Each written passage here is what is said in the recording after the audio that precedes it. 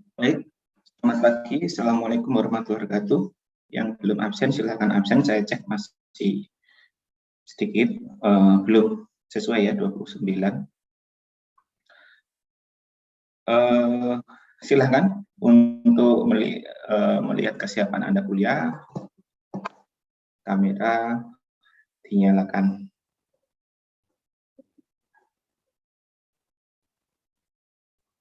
Ya.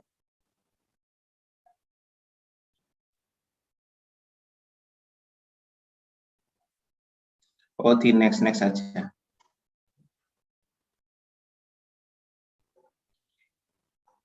Ini teman-teman bisa semua.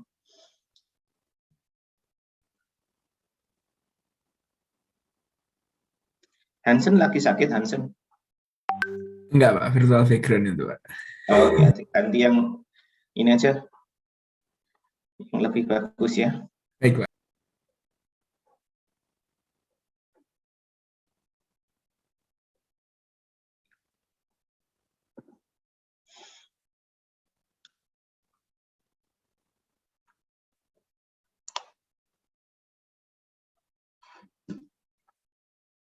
Ya, saya tunggu dinyalakan dulu yang belum.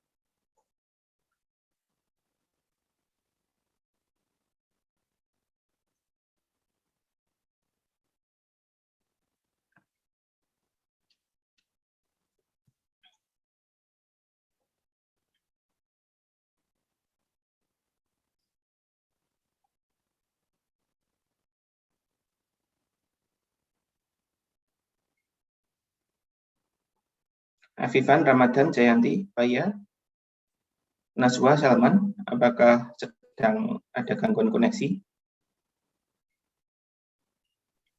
Di saya nyala, Pak.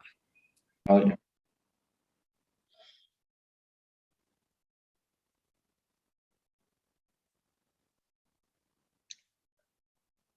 Saya ingin tanya, yang sekarang sedang di Surabaya,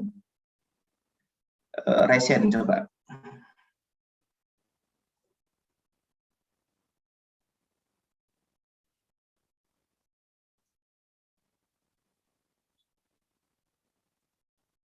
(23) Ramadan Arif posisi di mana?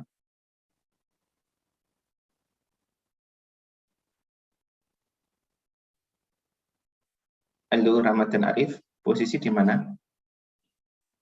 Di Surabaya atau di luar kota? Ada enggak ini yang namanya Ramadan Arif? Halo, ada Ramadan Arif?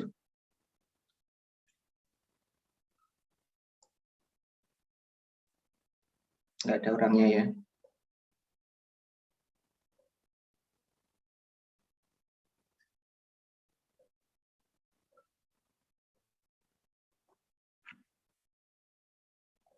Ramadan posisi di mana? Surabaya atau di luar Surabaya?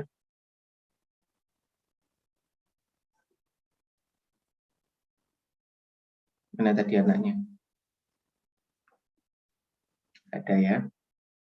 Oke. Yang ada di Surabaya 28 dari 30, berarti 2 orang yang berada di luar kota. Oke. Jadi untuk sementara intinya nanti kalau sudah mulai hybrid saya umumkan jika memang diperlukan. Namun sebagaimana saya sampaikan di awal dulu, perkuliahan kita itu hybrid offline ataupun online selama Anda kuliahnya itu sesuai dengan ya kalau kuliah ya memang siap untuk kuliah dan memposisikan sedang kuliah, itu tidak ada kendala, artinya efektivitas tidak berbeda antara offline dan online. Kalaupun berbeda tidak signifikan. Artinya seperti itu. Dengan syarat selama kuliah ya Anda memposisikan seperti orang kuliah offline.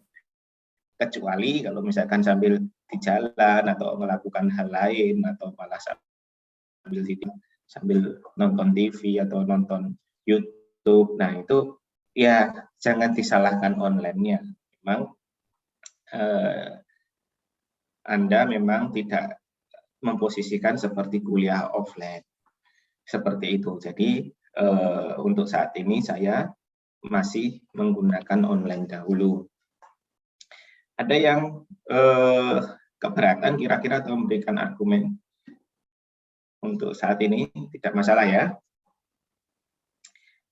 Baik, saya lanjutkan. Jadi hari ini saya akan melihat satu persatu pekerjaan Anda, tapi sebelum itu saya mau menyampaikan materi yang tertinggal. Jadi nanti modelnya saya akan beberapa pertemuan berikutnya saya akan memaparkan materi, tapi kalau yang di slide kan sudah habis. Saya ambil materinya dari modul, ya, dari modul. Nanti setelah itu ke progres tugas karya tulis ya, menulis kembali paper. Itu kita pekan depan kita lanjutkan seperti itu lagi, materi yang belum tersampaikan di modul, paper, materi yang belum tersampaikan di modul, kemudian paper, sampai nanti kuis 1, kuis 2, kuis 3, kuis, kalau setelah kuis 3 kita masuk ke otomata. Otomata selesai kita kuis 4.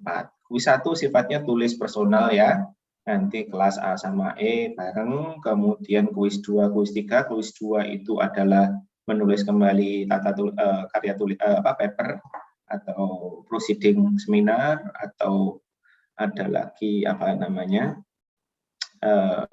ya artikel ya, overview. Nah, tapi biasanya paper atau proceeding ya. Kalau proceeding itu seminar, kalau paper itu jurnal. Gitu ya. Nah, itu tulis dalam format yang sudah saya share. Kemudian yang kedua, kuis ketiga itu adalah presentasi masing-masing kelompok. Baru nanti kita ke otomata, kuis 4 itu tulis personal lagi. Kira-kira seperti itu. Nah, kemudian untuk modul ini yang belum itu adalah lintasan terpendek ya. Ini sebenarnya masih bab 1. Kalau yang tree itu minimum spanning tree sudah, kemudian CPP, TSP sudah, itu problem lintasan dan sirkuit. Kemudian planaritas kemarin di PPT sudah, teorema Poratowski sama teorema Faris sudah. Dan nanti di sela-sela kita progres itu graph coloring sama connectivity. Berikutnya kita masuk ke kira-kira seperti itu. Nah, sekarang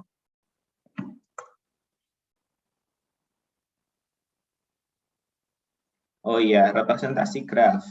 Kemarin di PPT nggak ada ya, cuman nanti ditambahkan di sini. Lah yang keluar di kuis 1 mana? Ya semua yang saya sharekan, baik yang di PPT ataupun di modul, tapi tidak ada di PPT. Ya, jadi utamanya sebenarnya modul yang Anda baca sebenarnya. Termasuk contoh-contoh soal barangkali keluar, gitu ya. Representasi graf, kalau secara visual mungkin mudah ya. Kalau secara visual itu kita sebagai manusia mudah untuk memahami graf. Namun komputer, alat komputasi, ya bagaimana cara menyimpan atau mempresentasikan graf, ini ada beberapa alternatif. Yang pertama adalah matriks ketetanggaan, adjacency matrix. Jadi seperti graf di sini, Ini contohnya itu ada 5 vertex. 5 vertex, berarti Anda harus membuat matriks 5 kali 5. Di sini destinasi, di sini adalah maaf, di sini source atau asal, di sini adalah tujuannya. Ya. Jadi misal nih 1 ke 2, 1 ke 2 ini. Kemudian 2 ke 1, 2 ke 1 ini. Karena ini matriks, karena ini adalah graf tak berarah, ya, karena ini adalah graf tak berarah atau undirected graph, maka simetris, ya, simetris artinya 2, 1, ini 1, 2, itu simetris. Contohnya lagi 2, 3. 2, 3, 2, 3 itu ini, kemudian 3, 2, 3, 2 itu ini. Jadi 2 arah. Kalau dia directed, ya tidak simetris. Kalau ini adalah 1, 2, ini belum tentu ada 2, 1. Itu ya. Nah, jadi itu namanya adalah matriks ketetanggaan atau adjacency matriks. Kalau ini directed 1, 2, ini tadi yang saya sampaikan, 2, 1 nggak ada, berarti di sini 0. Jadi kalau untuk undirected, dia simetris, berupa matriks yang simetris. Kemudian incidence matrix atau matriks insiden.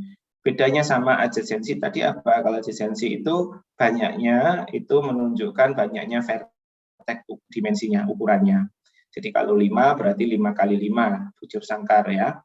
Nah, tapi kalau incidence matrix itu tidak, dia menunjukkan baris menunjukkan vertex, sedangkan kolom menunjukkan edge.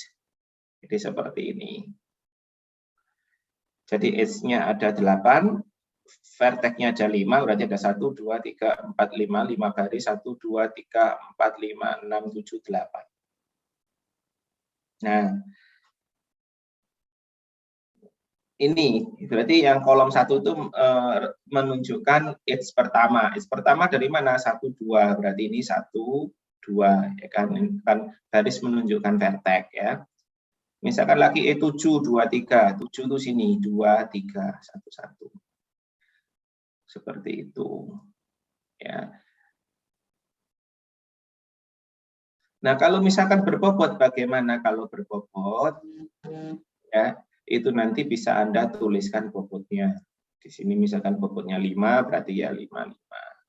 Nah, kalau ada multiple, ya, kalau multiple, itu nanti kalau memang dia tidak berbobot, alternatif pertama ya, kalau memang dia tidak berbobot ya ditulis di sini berapa, misalkan E7 ini ada multiple 2 gitu ya. Nah, ini ditulis 2, 2, tapi kalau misalkan ini berbobot, multiple dan berbobot, ya alternatifnya Anda buat E7 itu ada E7A, ada E7B. Gitu. E7A, E7B, kemudian angka yang di sini menunjukkan bobot. Sama halnya dengan ini, kalau misalkan dia ada bobotnya, ya yang ditulis bukan 111 tapi bobotnya. Kemudian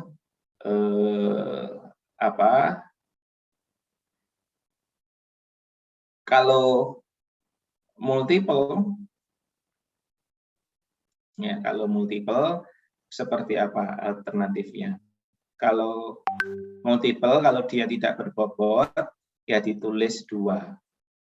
Kalau misalkan dia berbobot dan multiple, ya berarti ada matriks yang dimensi kedua. Yang pertama menunjukkan arahnya atau dia koneksinya kemana. Yang dimensi kedua berarti menunjukkan bobotnya. Jadi seperti itu. Oke. Kemudian adjacency list.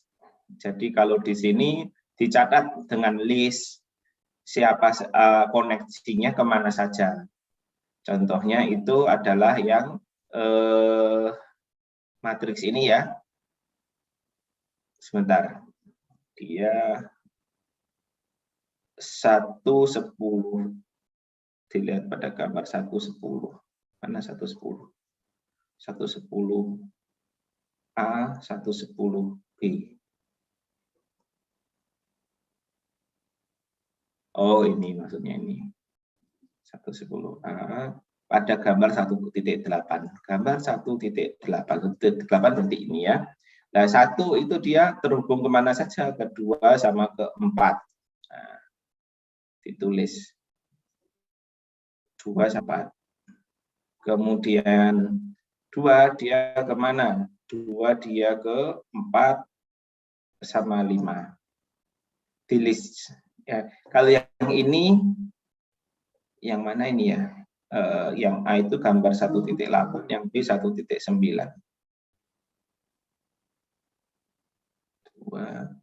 4, 5. Kebalik ya. Kebalik, yang A ini 1.9, yang B itu 1.8, atau mungkin ini 1.7, ini 1.8.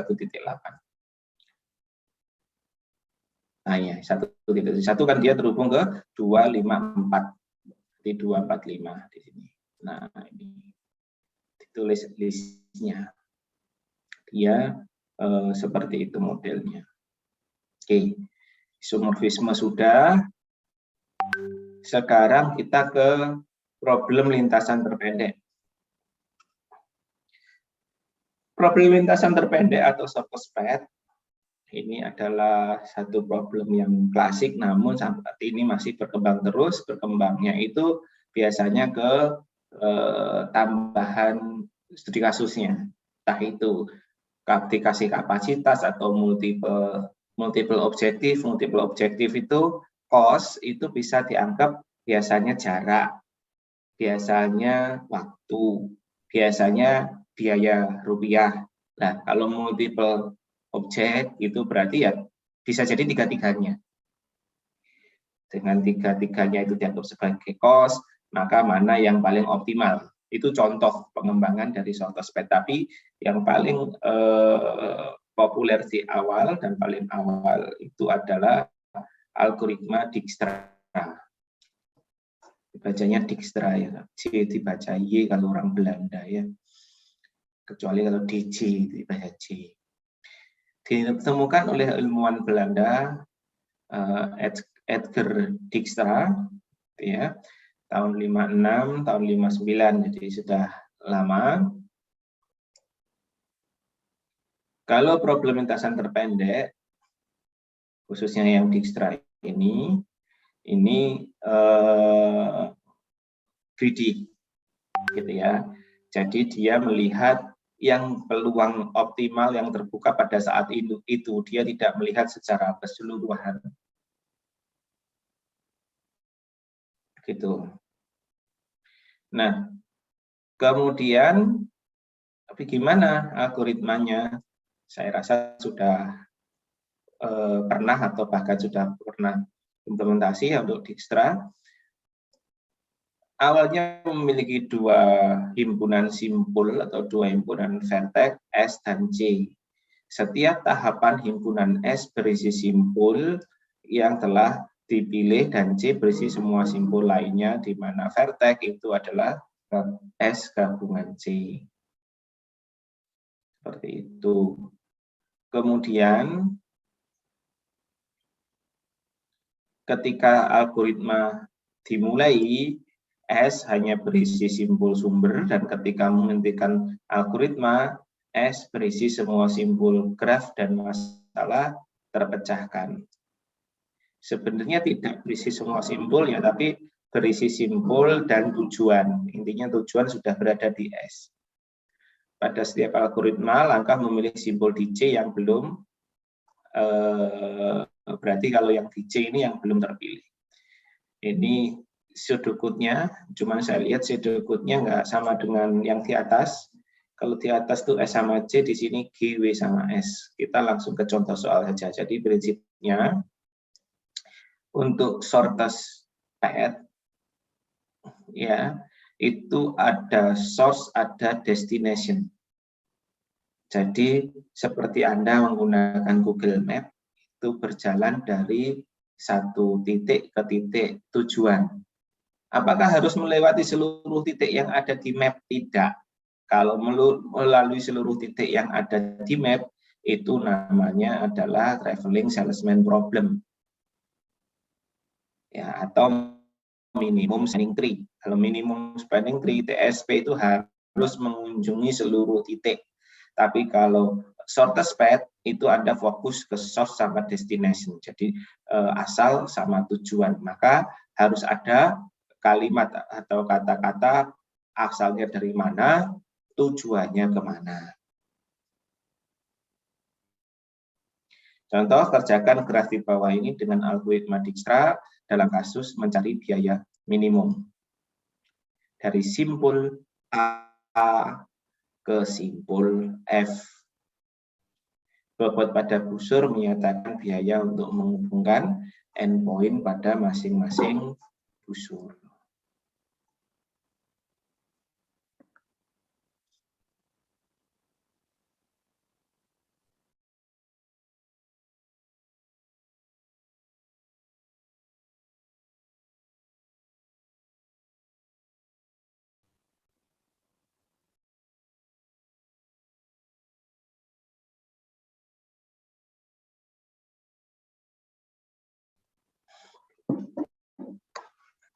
Nah.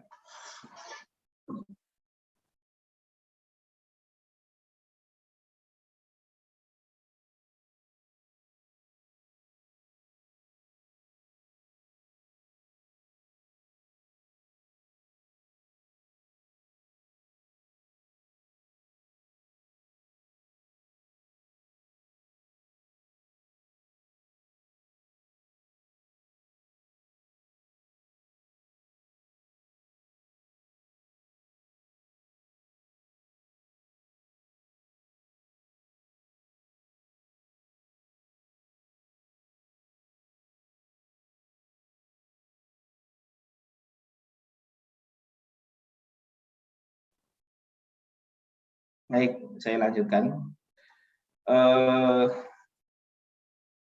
Jadi langkah pertama sesuai algoritma Dijkstra,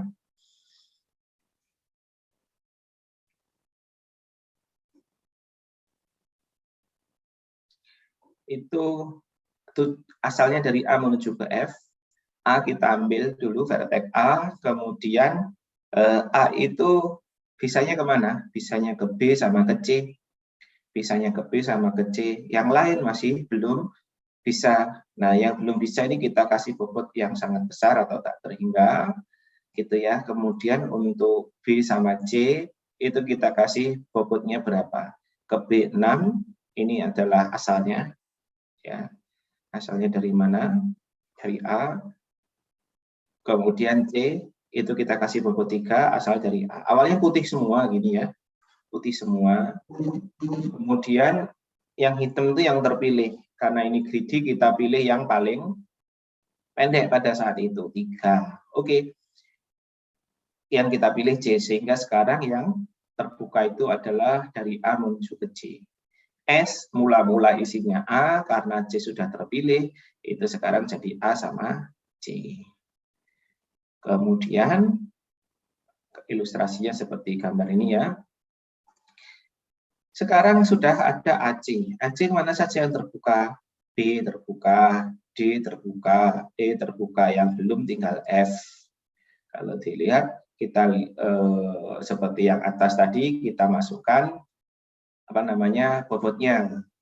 Yang sudah terpilih tadi C, ya dari A ini sudah berarti sudah nggak usah diutak-atik lagi karena dia sudah terpilih, tidak bisa diupdate, ya tidak bisa diupdate karena itu sudah dianggap optimal. Kemudian B itu ada dua alternatif, B dari C atau B dari A. Kalau dari A itu 6, kalau dari C itu karena tujuan asalnya itu dari A, ya kita hitung dari C. C dari mana? C dari A. Ya, berarti 3 sama 2. 3 sama 2, 5. 5 sama 6. Besaran 6 atau lebih kecil 5. Yang kita ambil yang lebih kecil, yaitu 5. Ini awalnya masih putih ya, belum hitam. Anggap aja masih putih. Kemudian D. D itu satu-satunya jalan dari C yang sudah terbuka ya. Berarti 6 ditambah 3, karena asalnya dari A kan ya, 6 dari 3, jadi 3. 9. Kemudian E juga dari C ke A berarti 4, 3, 7. F belum terbuka, berarti tak terhingga.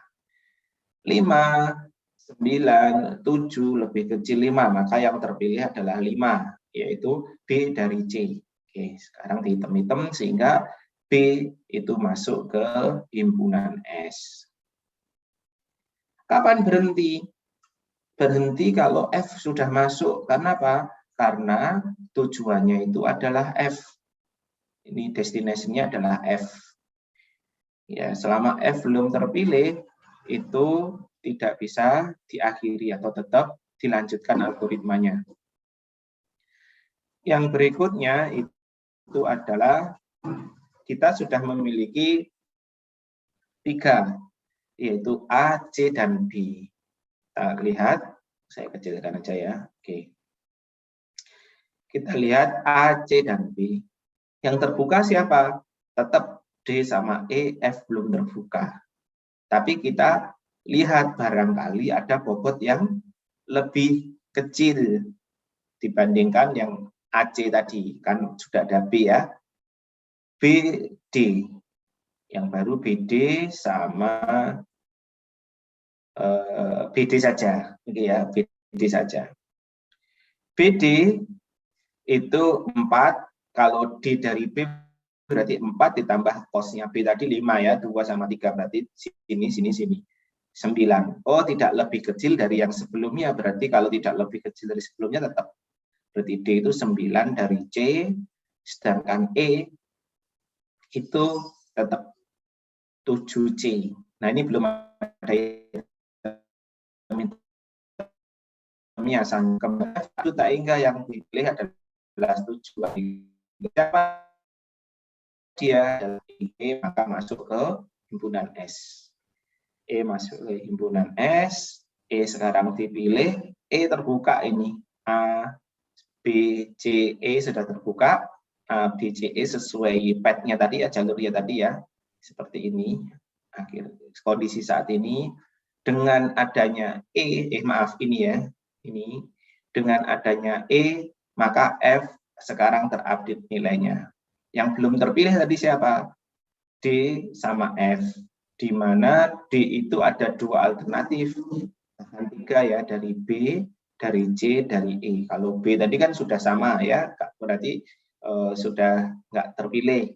Kalau dari E itu adalah 1, E itu dari C ya, 4 sama 3. 1, 4, 3, 8. Kalau sebelumnya dari C itu 9, maka yang diambil 8. 8 dari E. Awalnya putih ini, putih. Yang putih itu ini, kemudian F. F itu dari E. Kenapa kok tidak dari D? Karena D belum terbuka. Ya kan? Dari E, 3, 4, 3. 10. Ya kan?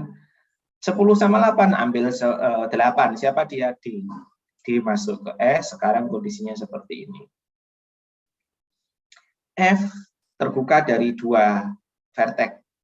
Berhenti belum? Belum, karena F belum terpilih, karena tujuannya adalah F. Seandainya tujuannya itu adalah D, maka sudah selesai problem ini. Anda nggak usah melanjutkan, karena tujuannya ke D, tidak harus melewati seluruh vertex. Ya, itu yang bisa jadi salah paham. Salah pahamnya, Anda tujuannya ke D, diselesaikan sampai F, ya nggak perlu. Itu kalau kejadian di Google Map, ya Anda bisa seharian untuk mengerjakan kalau harus seperti itu ya, karena Anda tujuannya ke Sidoarjo itu Malang dicari, Pasuruan dicari, Mojokerto dicari, nggak perlu ya. Oke, lanjut. Sekarang yang terakhir itu F terpilih karena sudah tidak ada yang lain. F itu dari D tadi berapa? Kalau D sudah terbuka ya D tadi kan kosnya 8. Kalau dari D itu 8 ditambah F 7, 7 tambah 8, 15. Padahal sebelumnya ada 10 dari E, tetap 10 berarti ya. Karena tinggal satu saja yang belum terpilih dalam kasus ini, ya, maka nggak ada yang lain, yaitu F dipilih 10. Oke, sehingga dihitam-hitam F masuk ke S, kondisinya seperti ini. Sehingga jalurnya F itu dari E, kemudian E itu dari, kalau backtrace ya, dari programming ya, F itu dari E itu dari siapa? E itu adalah dari C, C itu dari siapa? C itu dari A. Jadi A, C, E, F. A, C, E, F. Loh Pak, kan tujuannya A, C, E, F. Kenapa kok kita harus mencari B sama D dulu? Ya, karena tadi D dan F belum ketemu, bisa jadi di awal itu bisa jadi lewatnya B sama D. Tapi ternyata setelah dilakukan pengecekan, itu yang terpilih itu adalah path dari F, F itu dari E itu dari C, C itu dari A, sehingga A, C, E, F. Bobotnya 10. Shortest path untuk Dijkstra ini ada kendala. Kendalanya itu adalah tidak bisa untuk sisi bernilai negatif. Nah, solusinya itu dikembangkan Dijkstra oleh Bellman-Ford. Bellman-Ford itu, kalau ini kan sudah final ya, sudah final. Bellman-Ford itu seperti Dijkstra tapi diiterasi. Setelah sudah jadi, kemudian diiterasi lagi. Bisa jadi ada yang lebih pendek, kan tadi kan greedy ya, greedy. Jadi artinya yang belum terbuka, itu belum bisa dipilih yang terbuka. Lah bisa jadi yang belum terpilih tadi itu ada negatifnya gitu ya, maka diiterasi. Itu Bellman-Ford itu jika ada bobot negatif. Seperti Dijkstra yang diiterasi, kemudian ketemu solusinya. Lebih detailnya silahkan baca di modul. Ya, nanti kalau ada kesempatan kita bahas di kesempatan berikutnya. Sekarang kita fokus ke progres pekerjaan paper kita. Barangkali itu untuk materi hari ini. Sekarang saya akan kembali.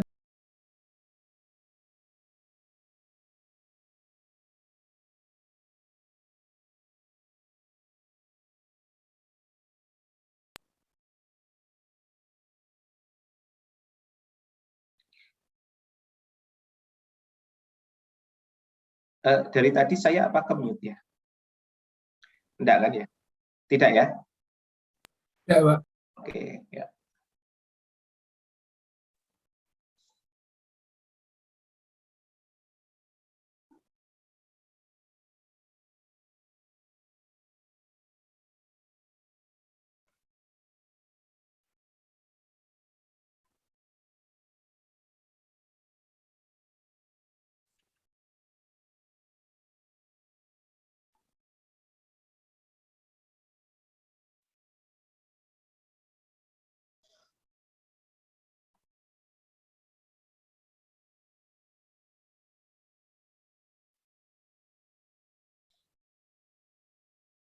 Baik, saya lihat sudah ada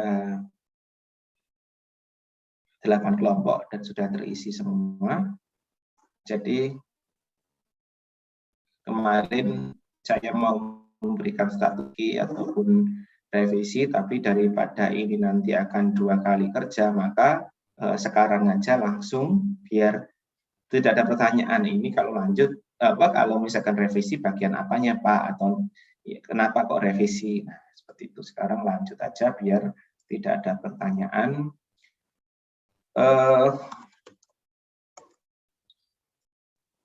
Saya membutuhkan ketua, ya, jadi silakan sambil saya ngobrol langsung didiskusikan, entah itu lewat chat ya, jadi di Zoom atau metode lain. Jadi saya butuh ketua itu yang apa? Ketua itu yang kontribusinya lebih. Saya yakin namanya kelompok itu semua berperan. Tapi pasti ada yang perannya itu lebih mengkoordinir temannya, mencari temannya, ayo paper mana yang mau dipilih, atau bahkan mencarikan paper.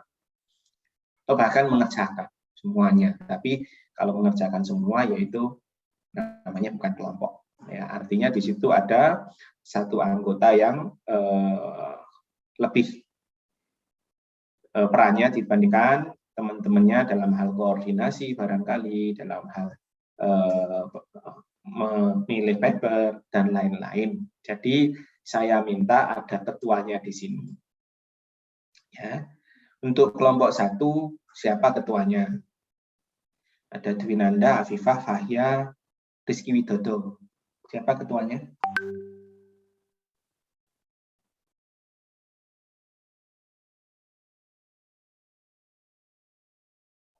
Silakan di unmute dulu siapa ketuanya untuk kelompok 1. Ya mungkin saya aja Pak, Dwinanda Pak. Dwinanda, oke. Ya. Baik. Untuk kelompok lain silakan menentukannya. Judulnya The Optimal Path Planning for Autonomous Vehicle Based on B-Level Programming.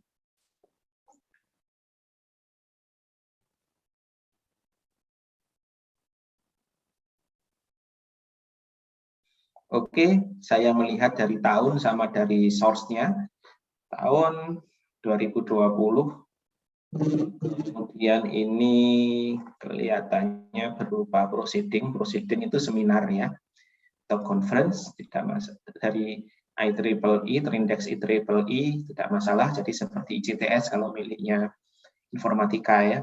Nah itu levelnya adalah seminar internasional Terindex.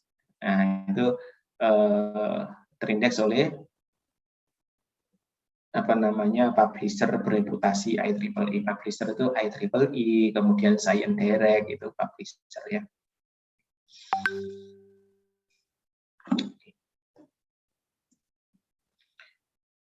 Ini dari paper sama tahun tidak ada masalah ya, bisa lanjut.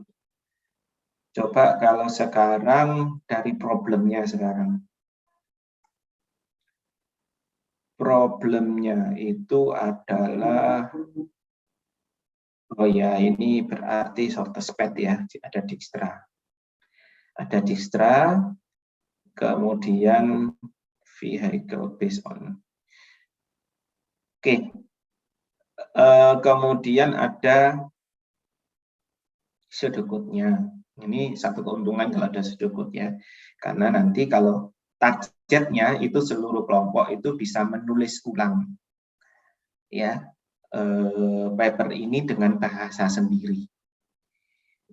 Ya, bahasa sendiri kan mudah Pak, tinggal di Google Translate dibetul-betulkan. Nah itu nanti akan terlihat ketika presentasi. Ketika presentasi ya, presentasi ini Anda bahasa Anda sendiri itu sejauh mana? Itu ketika presentasi, ketika baca aja tanpa ada dengan bahasanya blok dengan PPT, terus tidak ada improvisasi atau bahasanya sendiri. Oh ya jelas ini baca gitu ya, bukan paham kemudian menerangkan. Nah itu nanti di kuis 1, kuis 2 ya. Maaf, kuis 2, kuis 3. Kuis 2 itu adalah Anda menulis pekerjaan sesuai format ini. Jadi ini perhatikan seluruh kelompok ya. Perhatikan untuk seluruh kelompok. Ini saya buat formatnya pakai POMIT.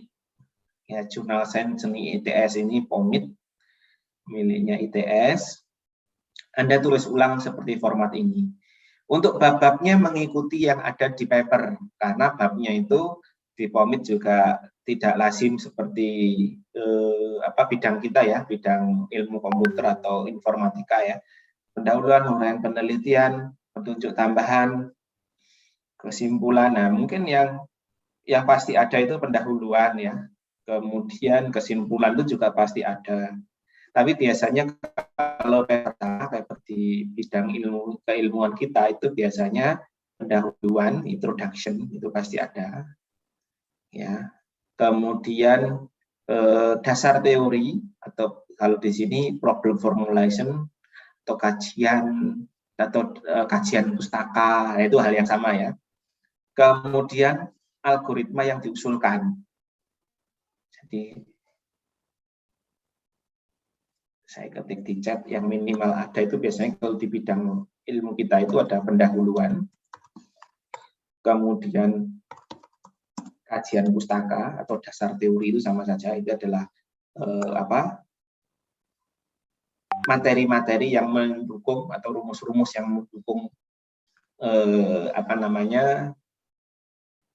propose method atau metode algoritma yang diusulkan.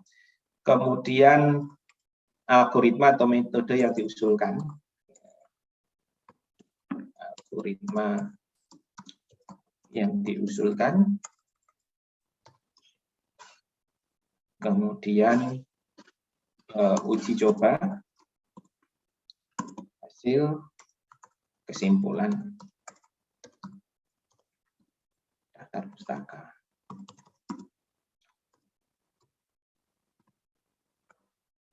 Itu saya cek di ya. Yang umum itu di keilmuan kita seperti itu. Ya nanti mengikuti saja yang ada di paper ya. Seperti ini ya, diikuti saja. Problem formulation silahkan diterjemahkan. Seperti ya, jadinya apa gitu ya dan seterusnya. Tapi umumnya itu minimal ada itu di keilmuan kita. Jadi format penulisannya saja mengikuti ini, fontnya, kemudian cara menulis apa itu namanya daftar pustakanya. Sendirect sama IEEE beda. Kalau IEEE seperti ini cara menulis daftar pustakanya ya. Kalau apa namanya Sendirect itu nama sama tahun, gitu ya, nama sama tahun. Ya, lanjut sekarang. Bisa dilanjutkan untuk kelompok 1 ya, dari sisi paper, tahun, sama topik. Kalau memang tidak ada keberatan, bisa dilanjutkan. Justru keberatan itu biasanya dari kelompok masih belum yakin ya, setelah membaca. Gimana untuk kelompok 1? Oke ya? Ya, oke, Pak. Saya kasih kesempatan 1 minggu seluruh kelompok, 1 pekan barangkali nanti ada. Maksudnya yang sudah oke ya udah nggak usah dirubah, barangkali nanti ada revisi. Itu 1 minggu ke depan bisa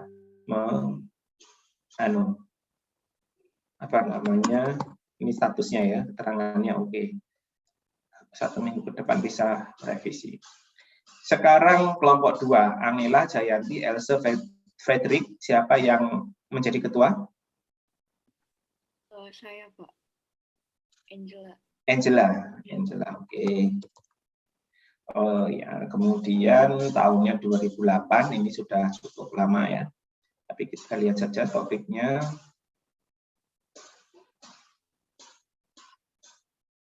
Oke. Sama dari proceeding IEEE. Nah, ini basic terminology and probable definition, ini kajian teori ya. Kalau introduction itu pasti, seterusnya pasti ada ini. Kemudian ini proposed solution itu algoritma yang diusulkan. Implementasi dan hasil ini bisa masuk di uji coba dan hasil gitu ya, contoh hasilnya, kemudian kesimpulan dan persis dengan yang saya ketik tadi ya. Nah, ini daftar pustaka. Oke, dari sisi tahun sama publisher-nya sudah oke. Sekarang dari sisi judul, simple approach for sustainability transportation system in smart cities, a graph theory model.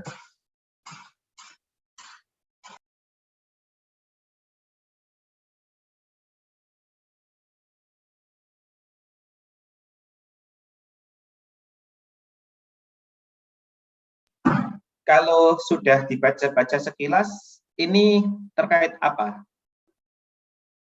Tentang shortest path, Pak. Oke. Shortest path ya, baik. Kalau shortest path tidak masalah. Jadi dari paper itu saya menyarankan 3 kasus ya yang bisa dijadikan contoh. Itu didaftari sini yang bab 1, bab 2, bab 3 ya. Oke. Mulai dari shortest path, kemudian minimum spanning tree, sama ini TSP, CPP. Nah, kita biasanya berkembang TSP untuk yang planaritas, graph coloring, konektivitas biasanya levelnya lebih tinggi dari itu. Jadi saya kalau masih 3 problem ini lanjut, tidak masalah. Tapi kalau sudah problem yang bab 4, 5, 6 ya dilihat-lihat seperti apa bobotnya. Takutnya nanti nggak optimal. Ya, selesai tapi nggak optimal malah nilainya jelek. Kemudian yang satunya ya.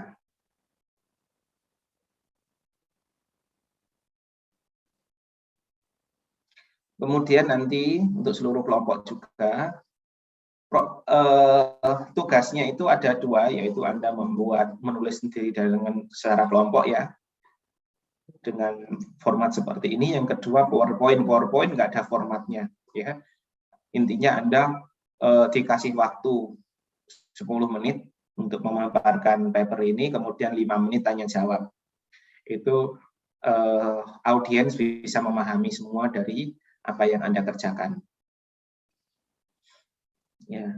Apakah harus presentasi itu nanti harus 4 orang maju, harus satu-satu? Sebaiknya seperti itu, tapi tidak harus. Fokusnya adalah Anda bisa menerangkan masalah kelompok. Saya pembobotan kelompok itu sudah ada penilaian, ada kuis 1 sama kuis 4 yang individu ya. Seperti itu. Ya.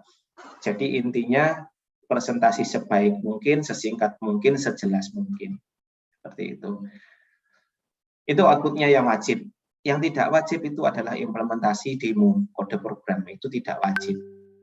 Tapi ketika Anda sudah bisa mendemokan pekerjaan sesuai dengan hasil uji coba yang ada di paper, dan kurang lebih hasilnya sama, ya itu saya kasih nilai untuk nilai kelompok 100 untuk kuis 2 dan kuis 3.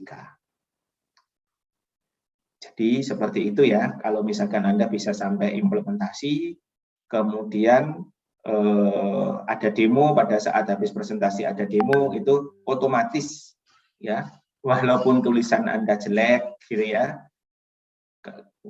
kalau presentasinya juga nggak begitu bagus, tapi bisa menunjukkan implementasi dan menunjukkan bahwa itu kerja sendiri, ya itu langsung dapat A. Tapi umumnya itu kalau bisa coding ya, bisa implementasi ya, pasti otomatis pekerjaan ini nulis sendiri paper sama presentasinya ya otomatis bagus gitu ya, karena namanya orang implementasi pasti sudah paham. Orang paham itu presentasi itu pasti akan bisa singkat dan bisa menjelaskan sebenarnya domainnya apa, pekerjaannya, solusinya apa, implementasinya gimana, itu ceritanya akan ngalir. Itu otomatis. Jadi justru malah kalau presentasinya jelek tapi bisa implementasi itu nggak sinkron ya, nggak korelasinya nggak ada. Jadi biasanya kalau bisa sampai tahap implementasi itu ya semuanya otomatis biasanya bagus. Seperti itu.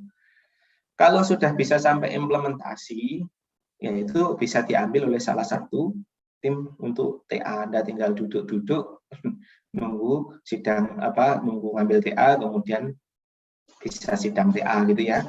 Nah ini siapa yang bisa mengambil TA? Yang bisa mengambil TA ya defaultnya itu adalah ketua, karena ketua ini tadi kan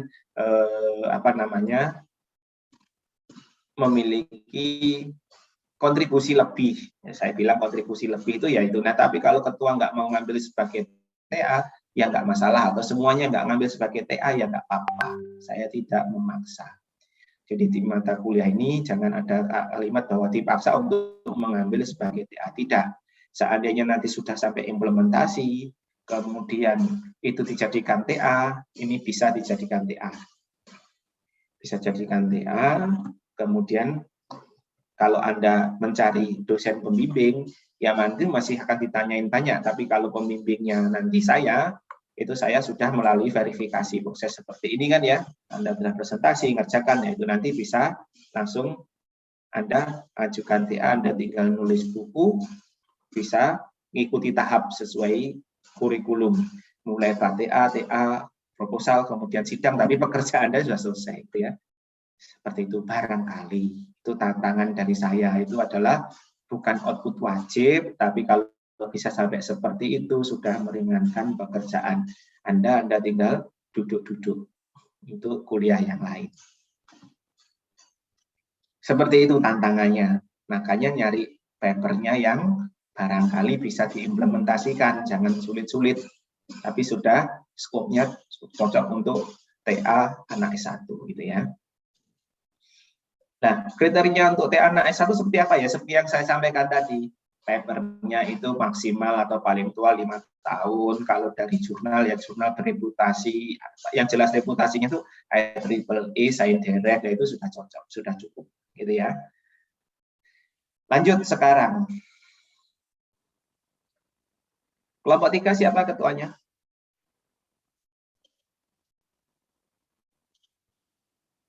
Latifah. Ini berarti sudah oke ya. Status papernya. Kemudian yang berikutnya itu kelompok 3.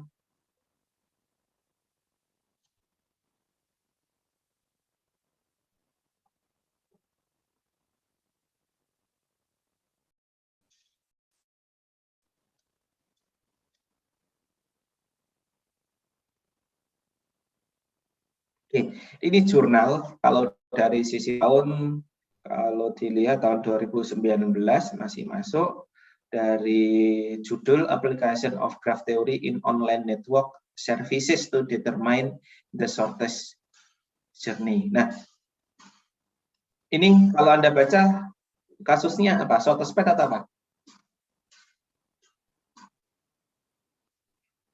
Floyd Warshall. Kemudian, oke, shortest route problem, oke ya, distance graph. Sekarang dari sisi jurnalnya, karena ini bukan dari IEEE atau SciDirect, kita lihat.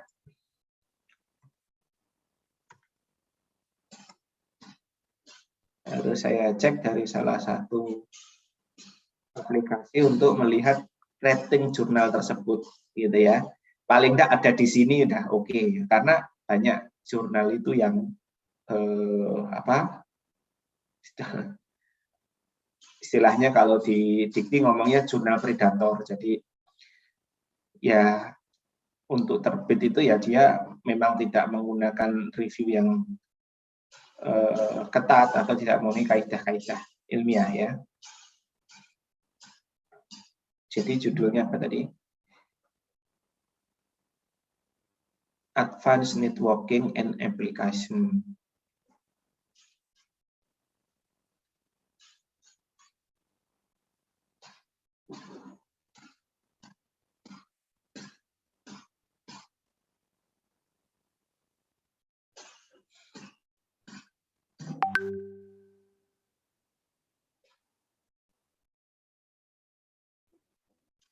Yang dicek itu adalah nama jurnalnya, bukan judulnya, nama jurnalnya. Atau mungkin aplikasi asli ya, semantik.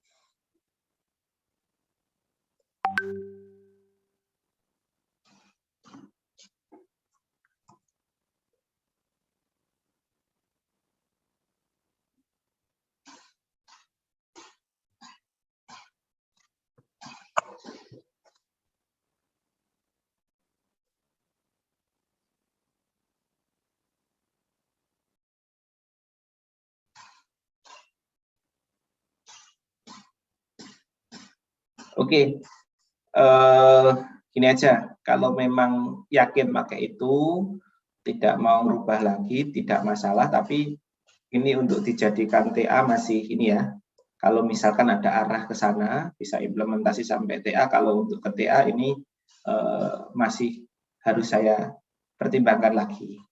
Minimal dengan namanya proposal itu kan tidak hanya saya, tapi tim. ya, tim dosen yang mengujikan sidang proposal. Nanti kalau diterima ya lanjut, kalau tidak, tapi kalau yang IEEE atau Senderek itu pasti bisa, itu ya, karena sudah bereputasi. Gimana, mau lanjut atau mau ganti yang di IEEE atau Senderek? 1 minggu. Nah, nyari aja yang kalau jurnal lebih bagus ya, jurnal lebih bagus. Contohnya jurnal itu miliknya kelompok itu, ini jurnal. Nah, ini jurnal ya. Jurnal itu dia tidak dipublikasikan seminar, tapi kita kirim, di review, terus di buku itu lebih ketat dan lebih panjang ya memang. Tapi kalau mau lebih bawahnya jurnal itu proceeding seperti kelompok 1, 2 tadi juga nggak apa-apa dari seminar atau proceeding itu. Tapi dari IEEE atau Senderek ya. Nah, kalau misalkan ini dicari, nah ini nama jurnalnya, Simago itu portal untuk melihat ranking. Jadi kalau ada itu pasti sudah ranking gitu ya kualitasnya. Ini Computer and Operation Research nama jurnalnya, levelnya adalah Q1. Q1 itu tertinggi, ada Q1, Q2, Q3, Q4 jurnal itu ya. Kalau Q1 jurnalnya dari IEEE atau Senderek itu Q1 kelasnya ya. Itu jadi udah nggak diragukan lagi. Udah pasti bisa untuk TA gitu ya. Oke. Boleh ya, jadi kalau mau revisi diizinkan, tapi kalaupun nggak revisi, ya itu tadi, apa namanya, untuk dijadikan TA tidak ditolak, tapi dipertimbangkan, karena harus apa namanya, harus persetujuan semua tim. Tapi kalau IEEE atau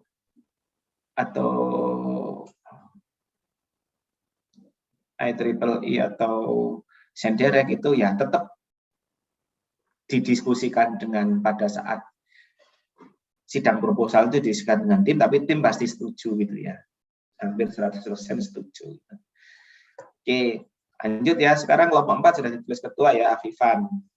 Application of shortest spanning tree and path on graph theory.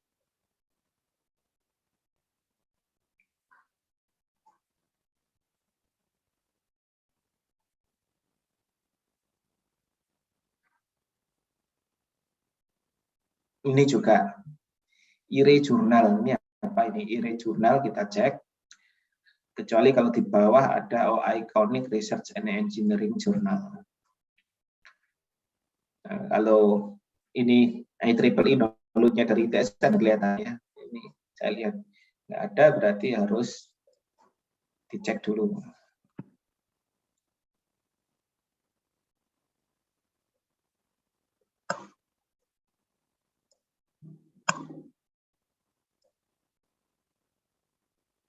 Mudah-mudahan ada, ternyata nggak ada.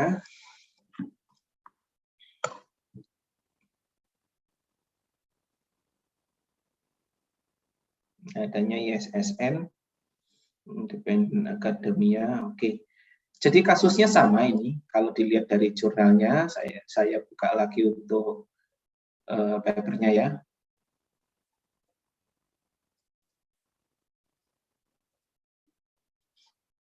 Application of the shortest spanning tree and path.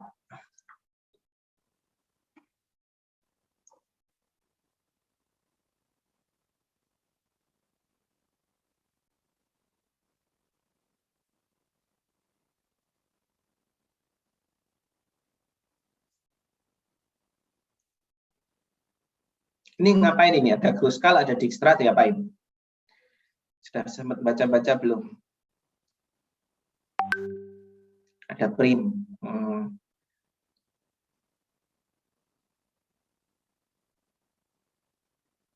Ini kalau saya baca ada membandingkan gitu ya, application of shortest spanning and path on graph theory. Ini enggak ini, ya. Ini enggak, revisi aja. Lebih mudah cari IEEE yang conference, nggak apa-apa, nggak harus jurnal. Conference itu di bawah jurnal levelnya. Kalau saya baca sekilas dia itu bahas ya ada prim, ada kruskal, ada dijkstra, kemudian dibahas ya. Ini bisa implementasi kalau ini sudah ada implementasinya ini. Ya di modul saya juga sudah ada ini. Ya. Jadi ini yang saya maksud. Jadi carilah jurnal yang berreputasi itu kadang itu seperti ini ya agak begitu jelas gitu ya. Dan penulisnya hanya satu biasanya. Satu pun juga sebenarnya bukan jadi masalah sih. Biasanya namanya paper itu kolaborasi ya. Yang tulis nggak hanya satu. Oke ya. Jadi kalau ini lebih yang tadi oke ya, yang ketiga tadi oke, tapi kalau mau revisi silahkan saya tulis revisi minor. Kalau ini revisi mayor atau diganti ya. Jelas ya, Alfivan ya? Ya, baik. Nyari aja IEEE yang seperti teman-teman yang kelompok 1 sama 2 tadi nggak boleh. Itu paper-paper seminar atau conference itu biasanya singkat-singkat dan mudah ya dipahami. Kalau yang jurnal lebih bagus lagi. Kalau jurnal itu memang reviewnya aja lebih ketat ya. Pasti belum tentu, Jeng, kalau jurnal terus implementasinya sulit, belum tentu. Kalau Anda ada implementasi. Kalau ini harus diganti ya. Oke, tidak dibandingkan algoritma ini ya. Kita sudah tahu semua ya tadi. Makanya kok aneh judulnya. Kalau shortest path itu ya shortest path, spanning tree itu ya spanning tree, ini shortest spanning tree and path. Nah, gitu. Lanjut sekarang comparative study of minimum spanning tree algorithm, kita lihat aja dulu.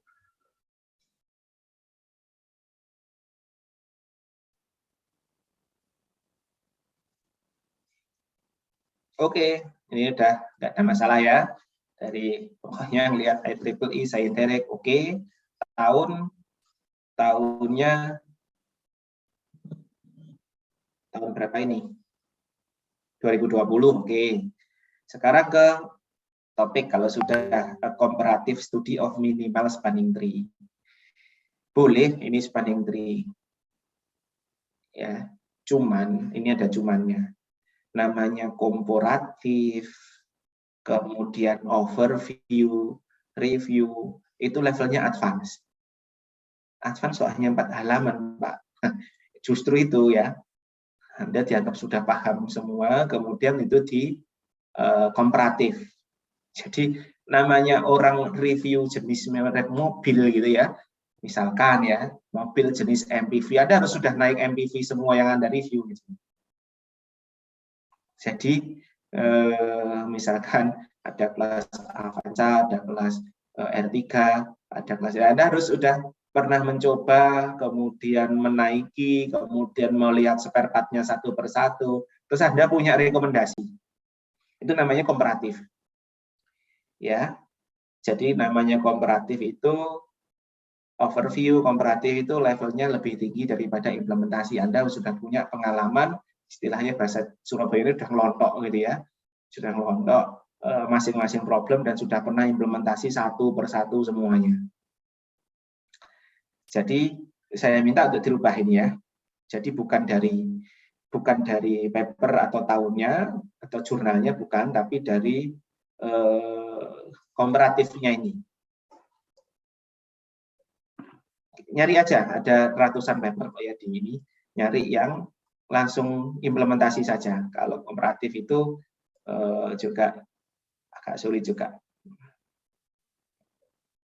Oke ya, Muhammad Revansa ya. Halo Revansa.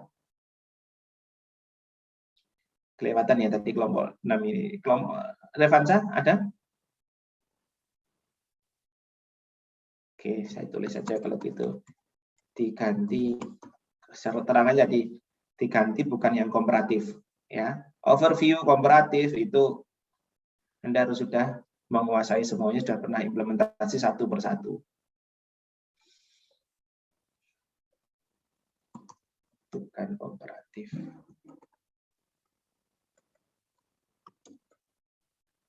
Kalau ini diganti paper bereputasi.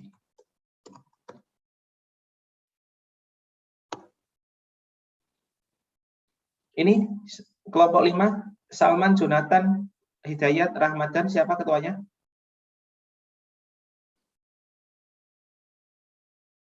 Halo, suara saya bisa didengar?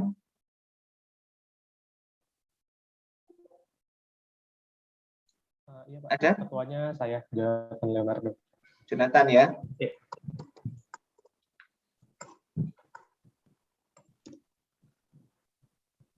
Nah, kalau ini bukan komparatif, a new algorithm to compute. Nah, berarti kan satu metode.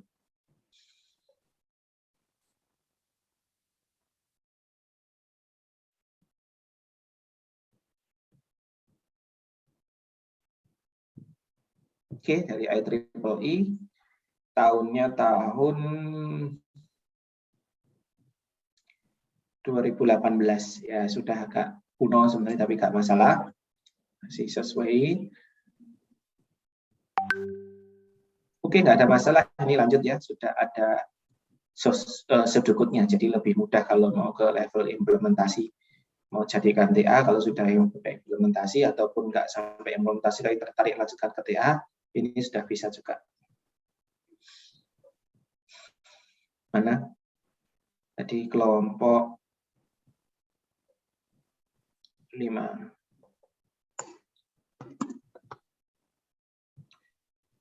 Oke, sekarang yang berikutnya anak Agung. Ini ketuanya, an improved Dijkstra algorithm for short purpose. Nah, ini mudah-mudahan bukan komparatif ya, ini improve ya. Dari IEEE, oke, 2019 masih masuk tahunnya. Ini pakai Astar. Oke, Astar ini lebih ke AI ya. Tapi nggak masalah, itu metode. Tapi kalau domainnya domain graph. Domain graph bukan ini. Ya, ini saya kembalikan aja. Saya kembalikan ke kelompok. Kalau mau lanjut silahkan. Kalau mau ganti juga silahkan. Ya, kalau gimana? Sudah membaca sekilas dan paling nggak tahu domain problem sama domain solusinya. Belum paham nggak apa-apa, tapi tahu problemnya itu apa, kemudian domain solusinya itu Anda sudah pernah tahu gitu ya, Astar itu apa, itu sudah.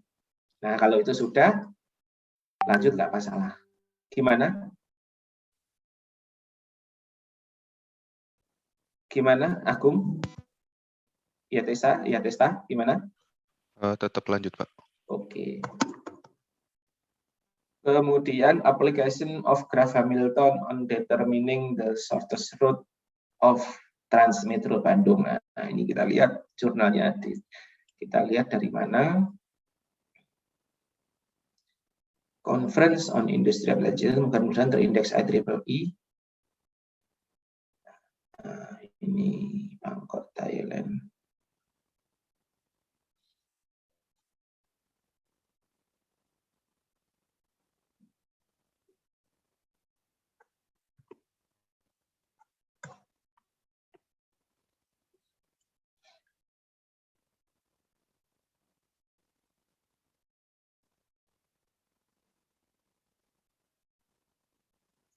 Oke, masuk ya, IOM 2015 ini masuk. Kok United States, yaitu publishernya. Seperti ICTS itu, kalau Anda cari ICTS itu, mudah-mudahan saya nggak apa panjangannya, sudah pernah saya cari ada. Nah itu nah ini ICTS itu miliknya informatika, itu publishernya United States karena dia diterbitkan oleh IEEE yang ada di sana. Oke, ini dari sisi paper berarti bisa. Mana tadi? Ya, ini lanjut ya. Selama belum digunakan oleh kelompok lain atau nanti saya cek kelas tahun sebelumnya sudah pernah belum, karena ini tahunnya tahun 2019. Nanti kalau sama ya saya infokan ya, karena saya harus mengungkap data yang lama sudah pernah atau belum.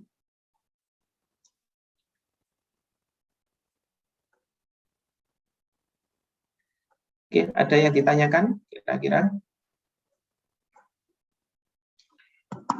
Minggu ini yang sudah oke, Anda lanjutkan untuk membuat ini, paling tidak minggu depan sudah ada bentuknya. termasuk yang masih revisi itu selama IEEE atau Seiyan Direct dan bukan overview, review, kemudian apa tadi, komparatif, nah, itu boleh langsung Anda lanjutkan nulis boleh ya, atau melalui ketua kelas atau asisten bisa WA ke saya sebelum minggu depan biar bisa lanjut ke paper, nulis mulai ada draftnya ini, minggu depan Anda tunjukkan ya draftnya ini yang sudah oke ataupun yang revisi tapi sudah dapat paper, nanti minta WA ke saya ya, PDF-nya langsung saja ya, PDF-nya langsung dikirimkan, jangan link tapi langsung PDF, paling tidak ada, kalau ada tulisan IEEE Seiyan Direct kan sudah langsung oke selama bukan komparatif. Oke, kira-kira itu dari saya, mungkin ada yang ditanyakan. Cukup ya? Jika tidak ada yang ditanyakan, saya akhiri sampai di sini. Terima kasih. Assalamualaikum warahmatullahi wabarakatuh. Selamat pagi. Waalaikumsalam. Makasih, Pak. Waalaikumsalam warahmatullahi wabarakatuh.